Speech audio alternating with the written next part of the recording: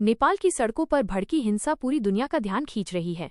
पड़ोसी मुल्क में लगी आग को देखते हुए भारत भी चिंतित है।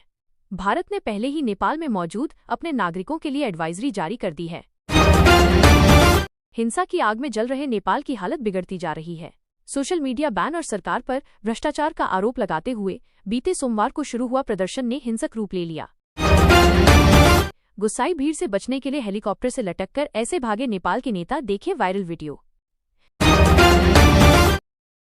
11, 12, 13, 14, 15 और 16 सितंबर तक मूसलाधार बारिश का अलर्ट। 40 किलोमीटर घंटे की रफ्तार से चलेंगी तेज हवाएं।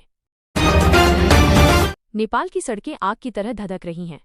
मार्च से शुरू हुए प्रदर्शन अब पूरे देश में फैल चुके हैं। माना जा रहा है कि पुलिस के साथ झड़पों में करीब 22 लोगों की मौत और 200 से अधिक लोग घायल हुए हैं। सीपी राधाकृष्णन के उपराष्ट्रपति बनने पर जगदीप धनखड़ ने तोड़ी चुप्पी, ये पत्र लिखकर बोल दी बड़ी बात। उपराष्ट्रपति चुनाव में किसने किया क्रॉस वोटिंग, किस पार्टी के सांसद ने छोड़ा विपक्ष का साथ, आंकड़ों से खुल गया राज। ऊर्जा निगम की टीमों ने मॉर्निंग रेड कर 5 घरों में करीब 19 लाख की बिजली चोरी पकड़ी। इन घरों में कटिया डालकर बड़ी ई चलाई जा रही थी, साथ ही मीटर बाईपास कर भी बिजली की चोरी हो रही थी। 9.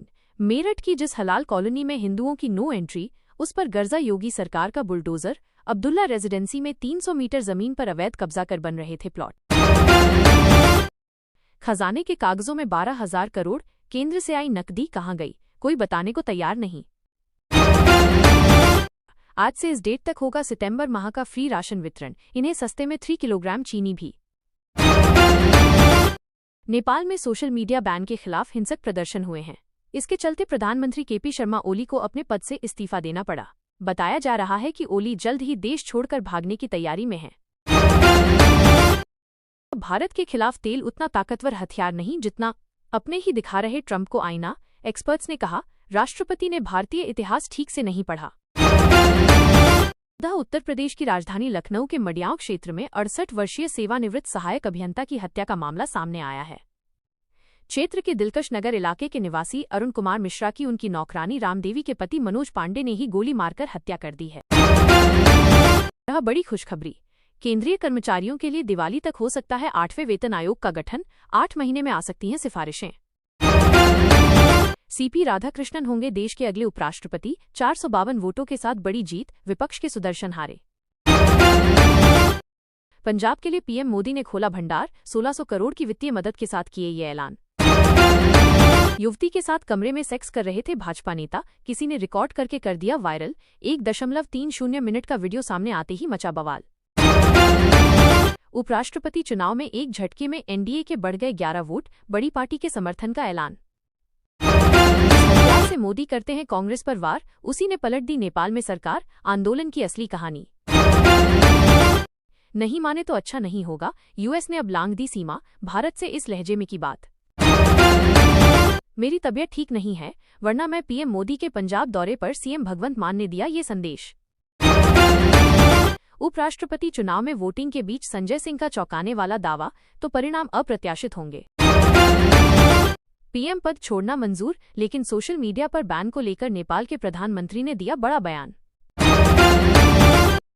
अगर आज यूपी में हुए लोकसभा चुनाव तो सीएम योगी अखिलेश में कौन आगे, हैरान करने वाले आंकड़े सामने आए। पहले पेंशन के लिए किया था अप्लाई, अब जगदीप धनखड़ ने कर दी एक और मांग। 6 सितंबर 2025 को एलपीजी की कीमतों में बड़ा बदलाव हुआ है, जिससे बढ़ते खर्चों से जूझ रहे लोगों को थोड़ी राहत मिली है। केपी शर्मा ओली की 4 बड़ी गलतियां जिनकी वजह से खूनी क्रांति का शिकार हो गया नेपाल।